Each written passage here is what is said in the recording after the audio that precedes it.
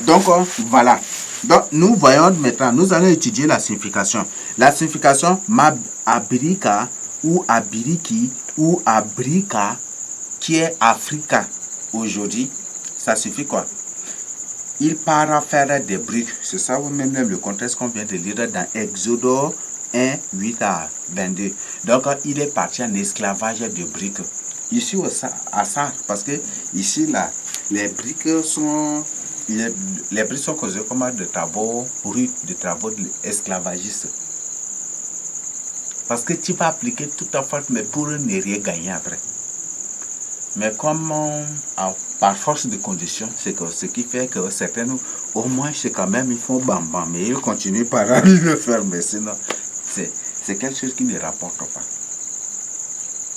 C'est sauf ceux de N'Djamena qui gagnent avec cela, ça là et là. Ils font ce qui est petit, tu vois là, ça. Ce sont des personnes, mais on dirait c'est les personnes de Trouel, c'est ça là qui vont dans 100 francs. Il y a des choses. Donc, voilà. Donc, c'est pour dire que Abrika ou Africa signifie il part en esclavage des briques. Et maintenant, nous allons étudier briques là. Ça signifie quoi? Le sage a déjà compris, n'est-ce pas?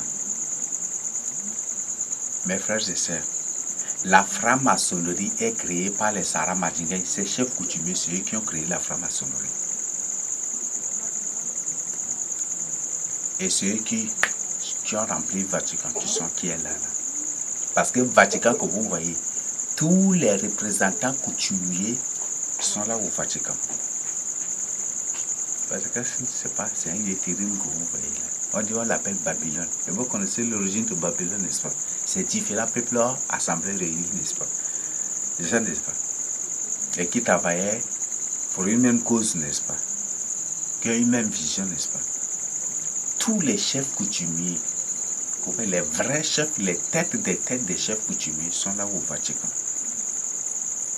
Et c'est ce qui fait que le Vatican se déclare le garant des coutumes et des traditions à la surface de la terre. C'est mentionné dans sa constitution. Alors, brique signifie quoi?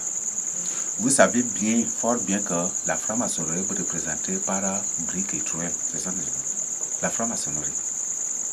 C'est ça, non? C'est ça, n'est-ce pas? Donc, franc-maçonnerie représentée par les briques. Là où on dit que ce sont les bâtisseurs ou les maçons. Et c'est de ça que, ou franc-maçonnerie, les maçons, n'est-ce pas? Donc, tout cela. C'est ça, n'est-ce pas? Donc, franc-maçonnerie est représentée par ça. Par briques, tourelles, équerres et d'autres tours. Toutes les compositions de maçonnerie, là, se trouvent dans la franc-maçonnerie. C'est ça, n'est-ce pas? Qu'est-ce que vous comprenez par là? Le nom de la France, ça signifie quoi? Qu'appelle-t-on la France? Comment on l'appelle? Le vrai nom de la France, c'est la France-maçonnerie. Le vrai nom de la France, c'est la France-maçonnerie. Donc, quand un SAR dit Mabrika ou Abrika ou Africa, ou quand ils disent Africa ou Abrika, c'est pour dire que c'est un peuple qui est parti en esclavage en France. Et c'est un peuple qui était en esclavage en France, où un peuple fait esclave par les Français. Et les Français les ont déportés en France, et ce sont les Français qui les ont vendus partout à la surface de la terre. C'est ça, n'est-ce pas? Est-ce que je vois?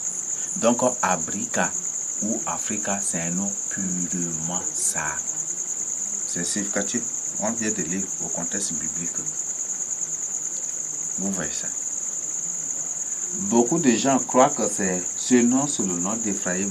Non, ce n'est pas le nom d'Éphraïm. C'est que vous devez comprendre. C'est Jacob qui aime beaucoup Éphraïm. Et parce que Éphraïm aussi a reçu une bénédiction particulière. Mais la houlette, le bâton de commandement est à Judas. C'est Judas qui est la tête. Mais beaucoup de gens ne comprennent pas cela. C'est Judas qui a la tête. Bien que le droit de naissance est donné à Joseph qui par la suite est transmis à Ephraïm. Mais malgré cela, c'est Judas qui est toujours au centre de tout. C'est Judas, la fille de Jacob. Tout son Dieu a élevé David, et c'est la maison de David qui est élevée avec Judas. Et la Bible précise que c'est Judas qui, par la suite, conduira aussi le peuple de Dieu, qui conduira aussi les Éphraïmites et les autres à la repentance. Oui. Ce sont les vrais sages. Les noms, ils sont là. Donc, je voudrais, les noms, c'est non-école, non ou non. C'est ça là que, dans la Bible, ils s'appellent nun. Non. N-O-N. Et dans la Bible, c'est O-N-O et c'est N-U-N. C'est ça, n'est-ce pas? Donc, voilà les choses. Donc, les briques nous renvoient aux activités maçonniques, à la franc-maçonnerie. Ils sont partis en France maçonnerie, pour servir des dieux étrangers. Ils sont partis en France maçonnerie pour servir des dieux étrangers qui ne connaissent ni n'ont servi nos pères, selon Deutéronome 28, 64 à 4. 64 et Deutéronome, selon Deutéronome 28, verset 64 et Deutéronome 4, verset 25 à 28. Donc, Dieu a dit ouvertement, si vous vous détournez de moi pour servir d'autres dieux, je vous renverrai en Égypte et je vous disperserai parmi les nations pour servir des dieux qui n'ont connu ni vos pères, ni vous, ni vos fils. Et c'est là que vous irez en esclavage pour servir des dieux inconnus, des bois, d'or, de ceci, de ceci, de cela. Et sauf les Africains aujourd'hui, ce sont les Africains qui sont vendus partout à la surface de la terre. À Africa, donc ils sont partis. Ce sont les Africa. Donc l'anglais a conservé, n'est-ce pas, la forme quand même, n'est-ce pas, Africa ou Africa. C'est l'anglais a gardé ça, cette forme-là. Mais le français, dès même en Sar aussi, on dit abrique, aussi il y a ça, abrique. Et là, vous comprenez, abrique. Donc, il est parti faire des briques, il est parti en esclavage des briques. C'est ça. Donc, pour dire que. Et abrique qui est devenu Afrique. Donc, c'est ça qui est juste francisé par les Français. Vous voyez, on est dans un mode de manipulation. Et c'est sur les Africains qui sont partis en esclavage partout à la surface de la terre pour servir à des dieux inconnus. En Asie, ils sont là. En Inde, ils sont là. En Russie, Europe du Nord, Sud, ou en Europe, en Eurasie, totalement. Aux États-Unis, en Australie et partout, ils sont partout. Ce sont les Africains. En Océanie et dans les autres îles, ce sont les Africains qui sont vendus partout. C'est ça, n'est-ce pas? Est-ce que vous avez vu ces soi-disant juifs blancs là comme ça? Non. C'est sur les Africains. Donc, Africa signifie, il est parti en esclavage de briques, tel que dans la Bible aussi. Nos pères étaient partis en esclavage en Égypte. Et leur esclavage, c'était la construction de briques. C'était la fabrication de briques. Et aujourd'hui, l'esclavage de briques aujourd'hui, c'est l'esclavage de la franc-maçonnerie. Et la franc-maçonnerie a créé l'idolâtrie, a créé des sectes partout. Et aujourd'hui, les Africains sont partout dans ces choses-là. Et les Africains aujourd'hui, pour subvenir à leurs besoins, certains aujourd'hui, pour subvenir à leurs besoins, sont pris, ou soit eux-mêmes, ils ont décidé d'entrer dans ces sectes-là pour pouvoir à leurs besoins. C'est ça, n'est-ce pas? Pour se prendre en charge. Et c'est ça. Et c'est ça maintenant. Donc, c'est ça, ce qu'on appelle l'Égypte moderne. J'avais partagé avec vous un enseignement sur le retour en Égypte moderne. Suivez vraiment cet enseignement, ça va beaucoup vous aider. Donc, voilà ces choses-là. Donc, Africa, c'est un mot purement sar. C'est Abrica. Donc, il est parti faire des briques. Il est parti en esclavage des briques. Parce que jusqu'aujourd'hui, à ça, les gens considèrent les fabricateurs de briques, au moins c'est ceux modernes maintenant qui, là, ils sont, on voit qu'ils gagnent bien parce qu'avant, là, Les briques, les gens vendaient ça à 1 à 5 francs. Et dans certains coins, c'est 1 à 10 francs aussi. Mais maintenant, là, ils vendent à combien de francs? 25 francs même comme ça. Ou parfois, certains même vendent ça à 1 à 50 francs. C'est autre chose. Mais or, avant, c'est autre. Ils vendaient ça 1 à 5 francs. Tu vas tout gaspiller, ton énergie, tout. Mais comme il n'y a pas autre moyen, c'est par ça seulement les gens se sont livrés là juste pour trouver de quoi manger parce que rester comme ça, chez un Sahara, c'est de la paresse, c'est une honte aussi dans la société. Et c'est comme ça qu'ils sont obligés de faire cela pour trouver de quoi manger. Là, donc nous on appelle ça, parce que je parle aussi en tant qu'une personne qui était là par plaisir, par aussi, et quelquefois aussi par condition aussi. Bon, avant c'était par condition là, il faut avoir, et ce qui me poussait même à faire cela, c'est parce que il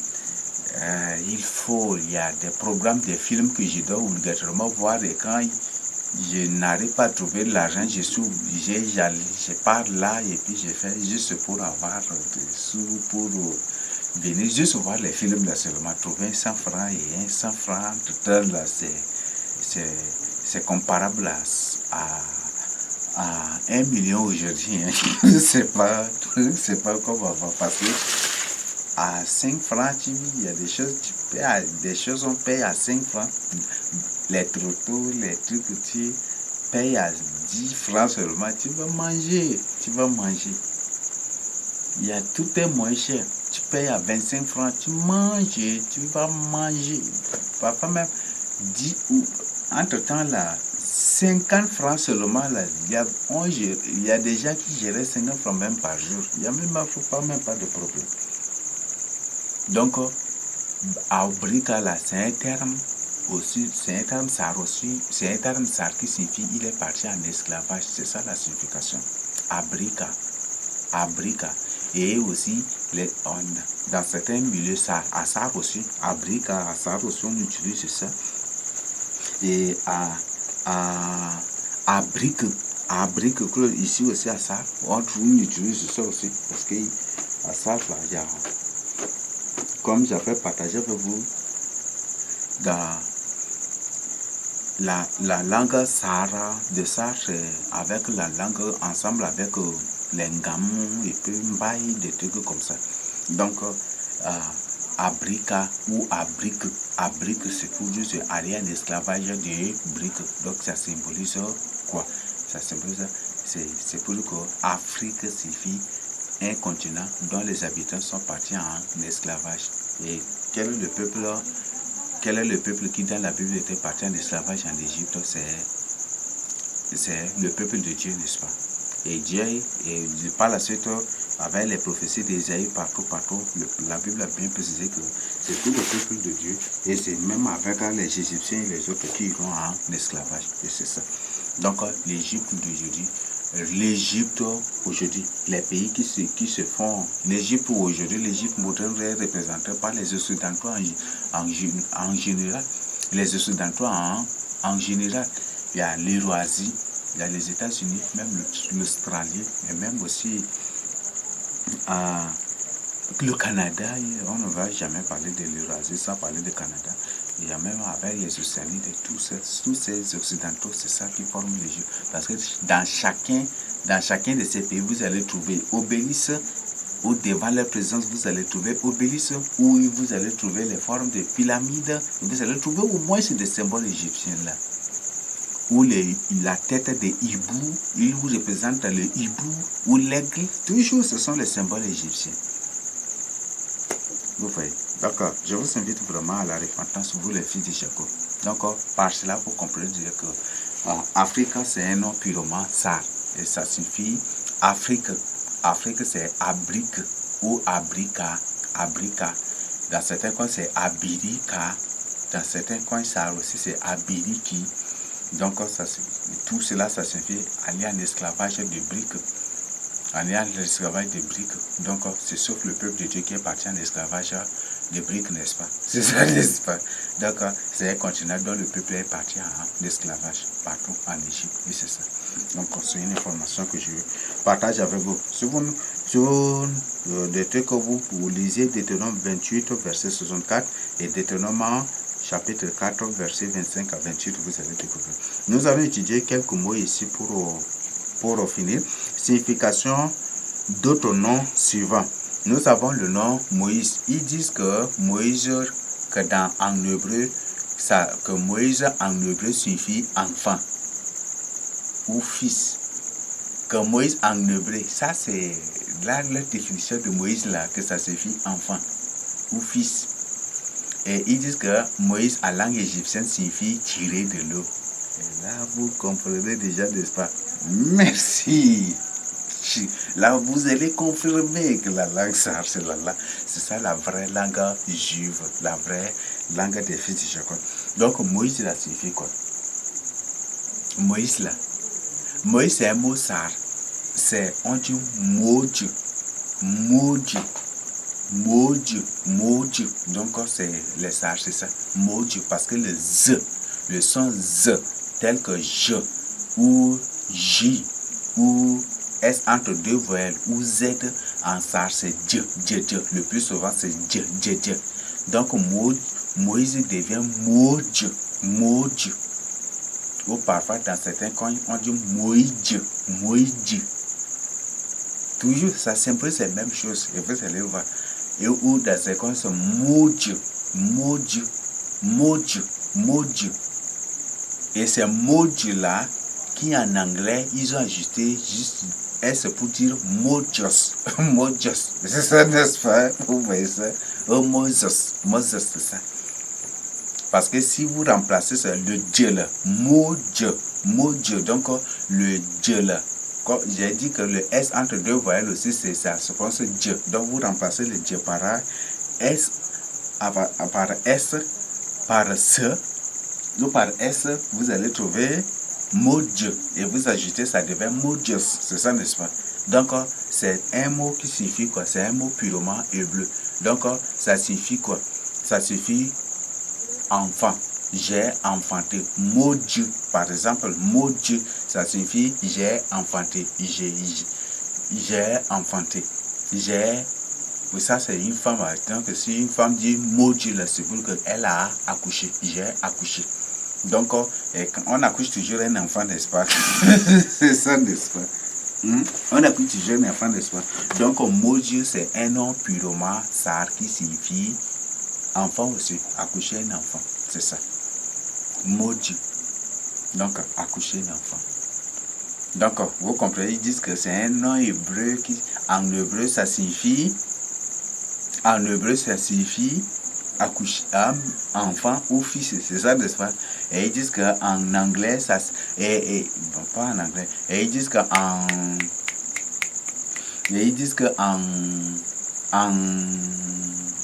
en langue égyptienne, ça signifie tirer de l'eau.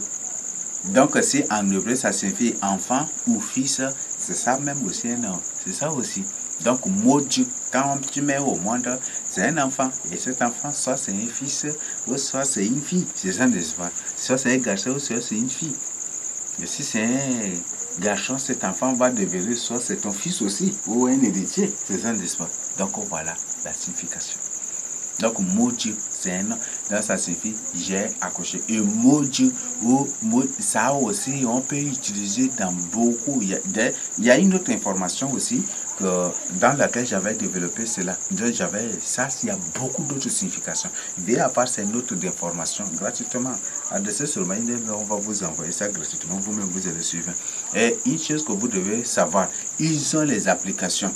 Les applications Bible là, c'est eux qui ont. Et c'est eux qui ont cela. Et ils sont en train de changer au fur et à mesure les choses parce qu'ils savent qu'ils sont en train d'être exposés. Donc ils sont en train de changer au fur et à mesure la signification des choses. Donc vraiment, ouvrez vos yeux.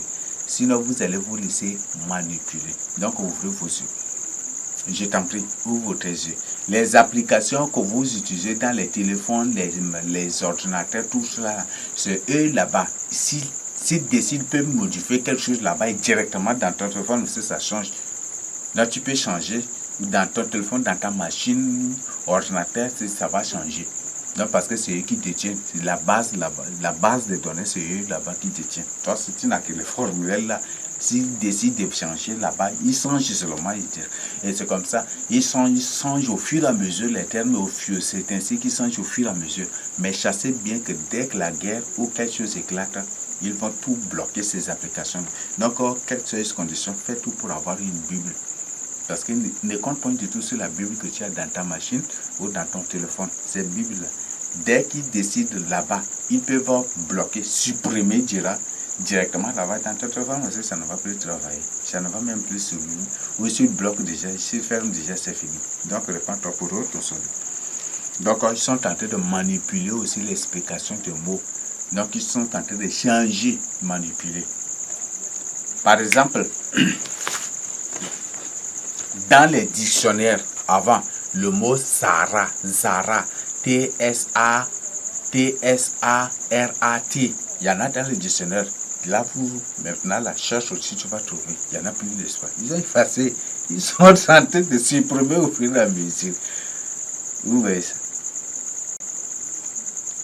Vous voyez, non?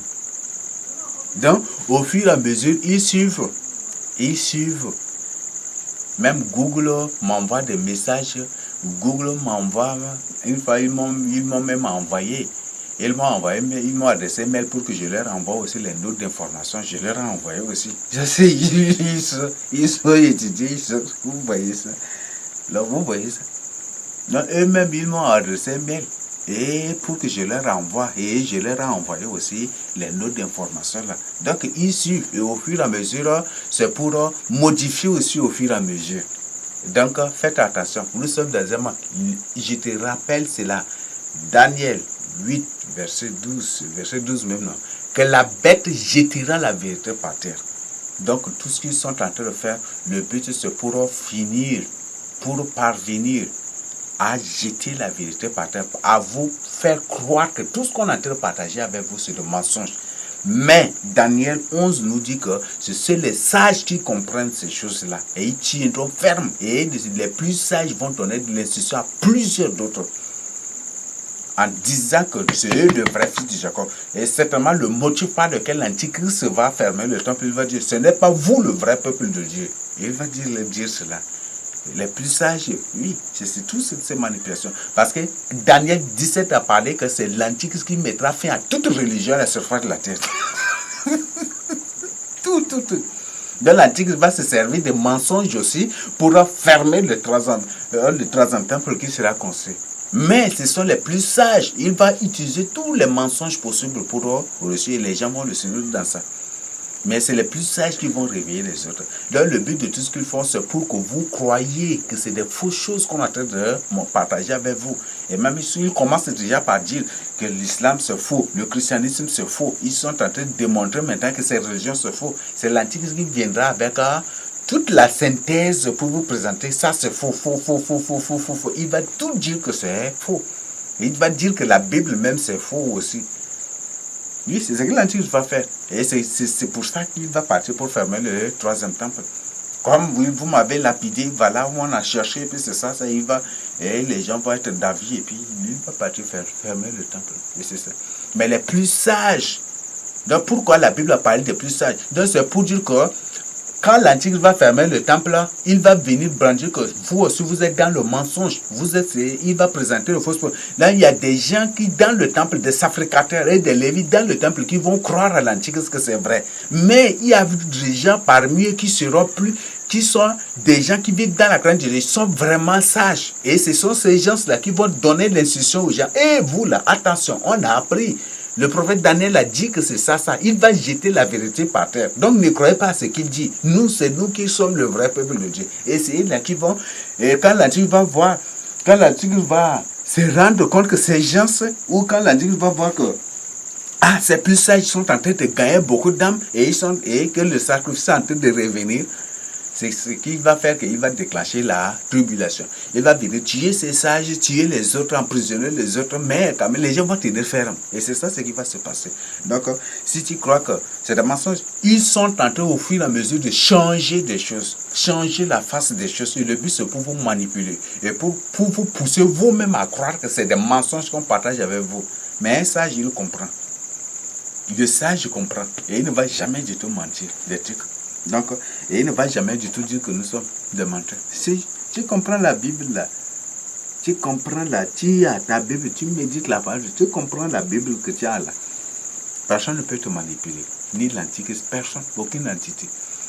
Mais la vérité, tu crois. Et j'ai dit que tout humain normal, en face de la vérité, à la première, au premier contact avec la vérité seulement, il croit sur la vérité, il accepte, sans discussion. Et sans attente ou des trucs comme ça aussi. Nous continuons. Donc, Moïse, c'est un homme purement sar qui suffit, donner naissance à un enfant. Donc, c'est ça. Mettre un enfant au monde, c'est ça. Ou ça va être fils ou fille, c'est ça, n'est-ce pas? Donc, c'est un mot purement ça. Nous, quand ils disent qu'en hébreu, ça signifie fils ou fille aussi, non? Là, ça signifie enfant ou fils, c'est ça, n'est-ce pas? C'est un mot ça. Aaron, j'ai dit que Aaron, c'est aller à sa rencontre. Donc, c'est un mot ça qui signifie aller à sa rencontre, aller à sa rencontre, aller auprès de lui. Et Aaron, Aaron, il y a Aaron, et il y a Aaron. Et Aaron, il y a Aaron. Aaron, dans certains milieux, ça c'est Aaron. Donc c'est avec deux A. Vous voyez exactement. Aaron. Ou Aaron. Aou, là, dans certains milieux, Sarah, ce n'est pas Aou, mais c'est A. Donc c'est deux A carrément. Aaron. Donc ça signifie quoi? C'est pour dire que c'est un souverain qui marche glorieusement, un souverain qui marche honorifiquement, ou une personne élevée qui marche glorieusement, honorifiquement. Il y a beaucoup de significations à cela, donc voilà la signification. Et ça même le nom de Aaron. Donc voilà, ça c'est deuxième signification. Nous avons Jésus. Jésus vient du mot Yé. Ils disent que c'est Yeshua. Yeshua. Aïe, ces gens-là sont des gens terribles. Oui, c'est un mot aussi. Quand on prend Yeshua, c'est purement Gambay. Ah oui, quand vous prenez ça, c'est purement Gambay. Et si vous étudiez aussi, c'est purement aussi ça. Donc, c'est une personne qui m'aide. Ou il vient à mon aide, il vient à mon secours. Il vient à mon aide, il vient à mon secours. Il m'aide. C'est ça la signification. C'est un nom purement ça. Et vous allez trouver Yeshua, ça c'est un nom. Ça c'est dans sa carne. Comment on appelle ça en sarme, en gambay même là, ils disent ça se cadre bien avec un Yesigian ou un CA, non. Un CA, non, c'est ça. Donc, il est avec lui. Il l'aide. Il est avec lui. Donc, toujours, vous voyez ça. Et Jésus est toujours avec Moïse. Et Dieu a dit qu'il sera avec Jésus aussi. C'est ça, n'est-ce pas? Il est avec lui. Un CA. Et en sarsen. Djensia, c'est pour dire que ça c'est dans le contexte où tous les autres avaient accepté d'être avec Jésus. On trouve que c'est un nom purement Sar ou Sarah en général. Et ça en Sar là, si, et ça c'est d'autres, parce que j'avais déjà expliqué dans certaines autres informations que j'ai dit, ou c'est dans certaines publications que j'avais déjà partagées là. Donc Jésus c'est un nom purement Sar. Ok, nous voyons ce mot Emmanuel. Emmanuel vient du mot Emmanuel, cessez d'adorer Emmanuel. Emmanuel, c'est le nom d'un démon. Oui, Emmanuel, cessez d'adorer Emmanuel. Le nom n'est pas Emmanuel. Emmanuel, le vrai nom, si la langue sar est la vraie langue juive, incontestablement. Personne ne peut contester. Prenez les mots de la Bible, les noms de la Bible, c'est purement en Sar ou en Gambay ou en Sar, toujours ici. Alors, c'est ça la vraie langue juive. Donc, Emmanuel. Emmanuel.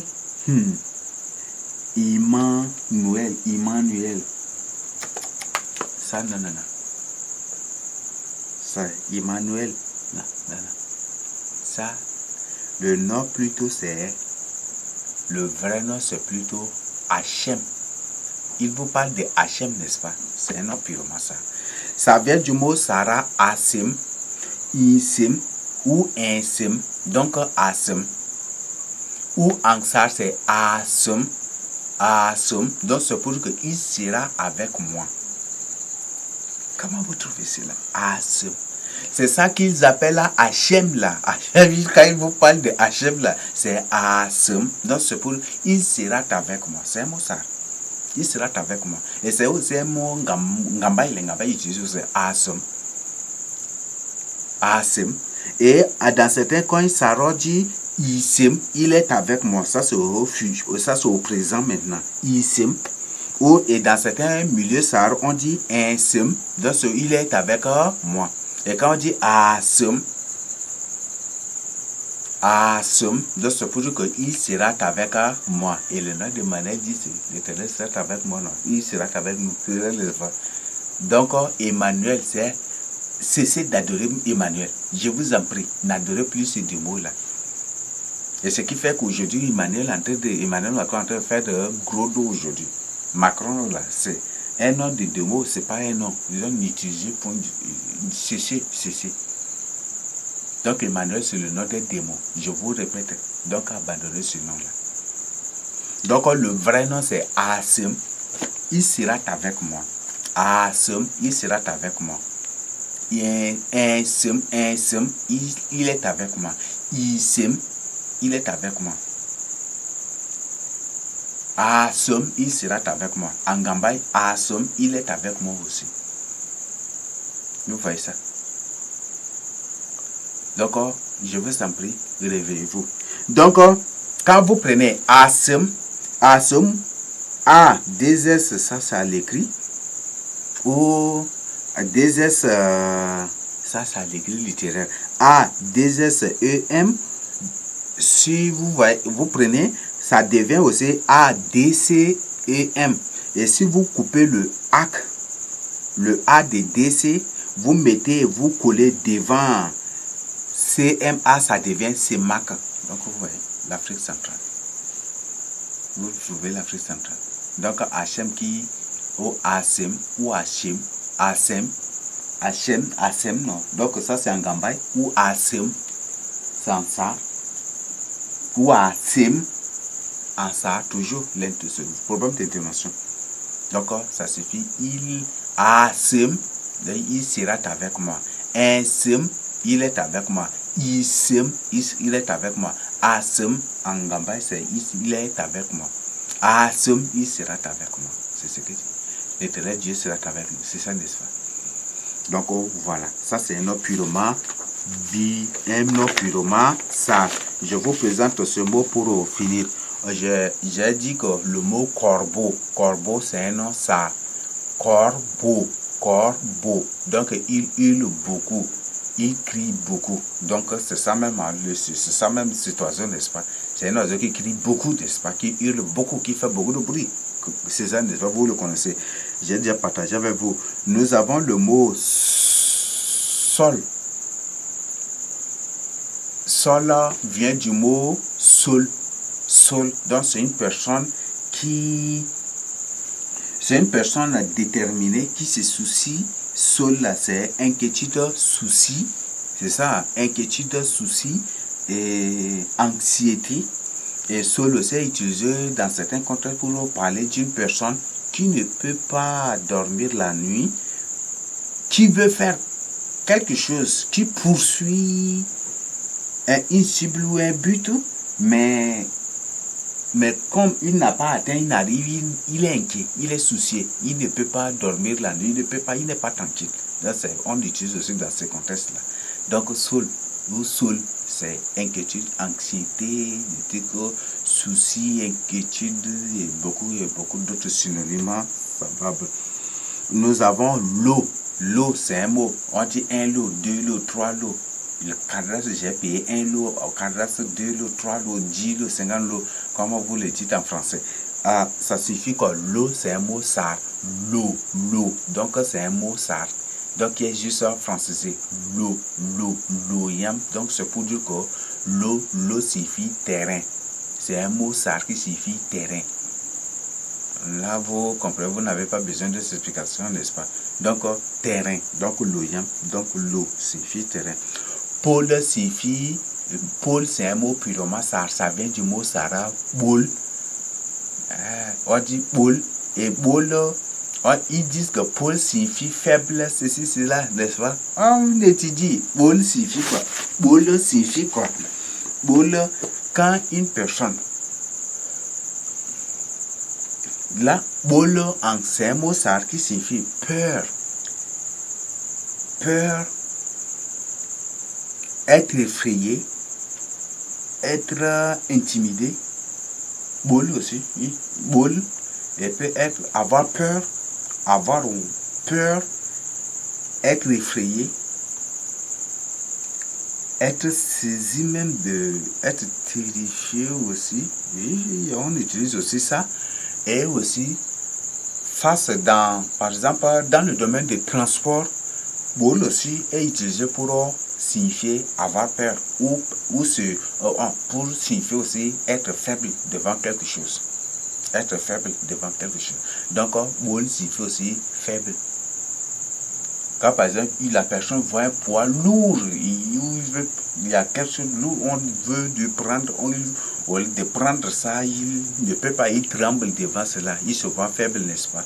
Donc, bol aussi, c'est utilisé pour signifier être faible ou être incapable de. Voilà, c'est ça. Vous voyez ça. Être incapable de. Donc, vous voyez. Donc, en ça, il y a beaucoup de significations quand leur soi-disant est vrai. Donc, Paul, c'est un mot purement sar. Ça vient du mot sara. Paul, cherchez si je suis en train de vous mentir. La signification sar, c'est beaucoup plus par rapport à ce qu'ils ont. Ils disent c'est faible. Paul signifie faible. Non, c'est pas. Ça vient du mot sara. Paul, donc Paul signifie avoir peur, être effrayé, être terrifié, ou la boule qui me dit être intimidé. Être intimidé, ça signifie être incapable être faible ou faiblesse. Et ça signifie beaucoup de choses, beaucoup de significations. Vous voyez ça? La langue, c'est une langue vraiment riche. Un seul mot a beaucoup de significations. C'est pas une langue pauvre. Nous continuons je crois que nouer, on a déjà vu, non? Nouer signifie nouer, ça vient de Noah, donc Noah, donc c'est a-t-il pleuré, ou des trucs, donc c'est ça, n'est-ce pas? Donc Noah, donc ça signifie, et effectivement, Noé n'a pas pleuré comme les autres, n'est-ce pas? Si vous lisez, c'est Genèse 8, 9, vous allez voir, Noé n'a pas pleuré comme les autres, n'est-ce pas? Donc Noé, c'est un homme purement sar. Il n'a pas pleuré. Noé, il n'a pas pleuré. Et Noé aussi, par exemple, Noah, ou en sar aussi, ça a autre signification. Ça signifie aussi consolation. Parce que quand tu pleures et qu'une personne vient, Noal signifie consolation. Et ils disent que Noé signifie consolation. C'est ça, n'est-ce pas? Noël, c'est aussi une parole de consolation. Donc, voilà, vous voyez. Donc, c'est un nom purement sar. Ce n'est même pas un nom juif. Donc, la Bible est l'histoire 100% des Tchadiens, du sud du Tchad. Et de tout le Tchad, de tout le Tchad, c'est l'histoire des Tchadiens. Ce n'est pas une histoire ce n'est pas, la Bible est l'histoire 100% des Sara, pas des Sara Madingues. Les Sara Madingues sont des reptiliens. Donc voilà, donc ces reptiliens vont tous disparaître. Tous les Sara Madingues vont disparaître de la surface de la terre, parce que la terre n'est pas créée pour les reptiliens, pour les serpents. Donc c'est ce que vous devez comprendre.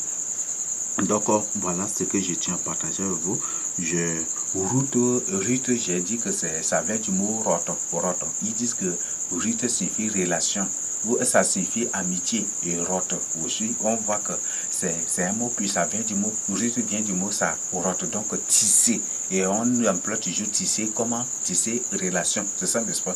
Tisser une relation ou tisser quelque chose. Et que si quelque chose est tissé, c'est pour qu'il y ait une relation, c'est ça, n'est-ce pas? Tisser. Donc voilà, donc tisser, donc rote. Donc Ruth vient du mot Sarah, rote. C'est un mot purement ça.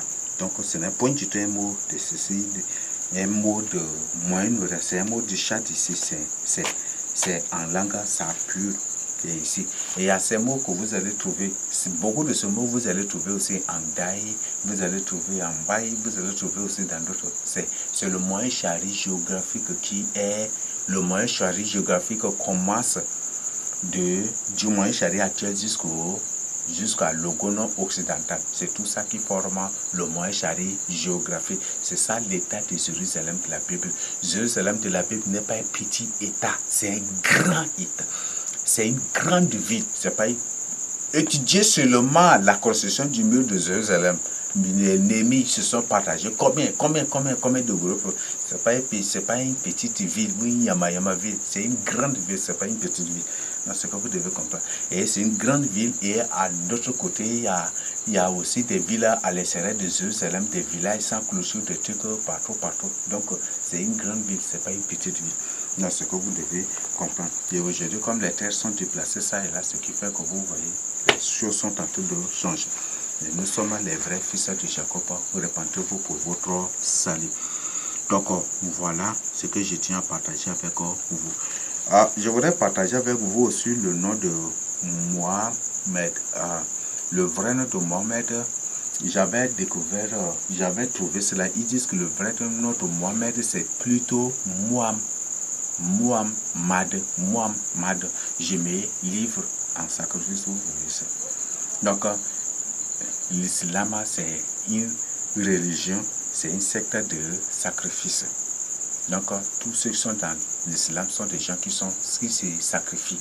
Et n'importe qui, quand il entre dans l'islam, c'est pour se sacrifier. Donc, voilà. Donc, l'islam n'a jamais du tout une religion de paix, l'islam pas du tout une religion de paix. Donc, quittez l'islam. Et comme je viens de partager, la Bible est notre histoire. C'est de Chari Bagrumi, c'est de Wadé, partout, témoin. Partout, on voit même la langue bagrinienne. C'est une langue qui se compare avec, c'est une langue similaire aussi avec la langue Sahara aussi. Les mêmes mots, tu trouves là des trucs comme ça. Donc, vous de Bagrimi, vous êtes des fils de Jacob, revenez au Seigneur Jésus-Christ, quittez le catholicisme, toutes ces sectes à quitter les pour venir au Seigneur Jésus-Christ. Ce que je tiens à partager, vous recevez cela au nom de Jésus-Christ. Amen.